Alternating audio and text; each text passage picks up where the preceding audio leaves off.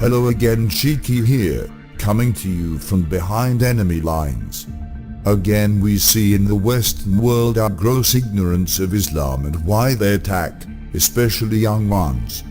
They call it radicalization because they don't understand that there's nothing radical about a martyr's actions, but it is actual standard Islam.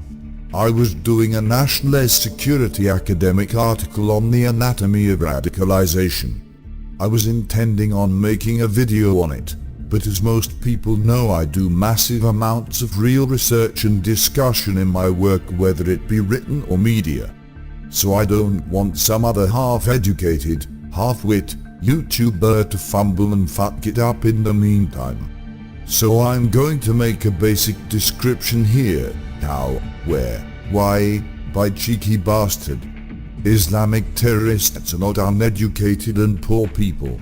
This line of thinking might work in any other circumstance than Islam, but to apply it to Islam is ridiculously ignorant. Here is why.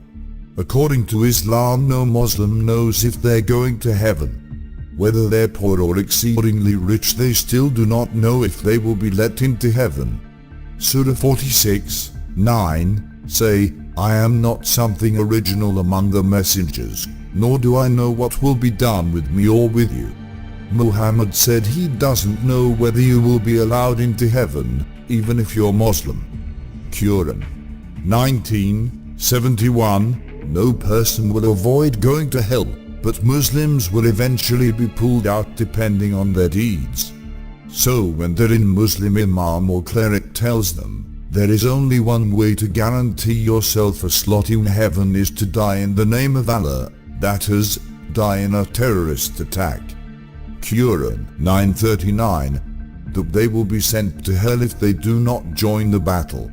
Sahih Muslim 24,678, Messenger of Allah, where shall I be if I am killed? He replied, in paradise. The young and impressionable that hear this do not have the experience to judge the validity of this statement. They jump at the chance to acquire the only guaranteed ticket to heaven is to commit a terrorist attack. So this is what he will do.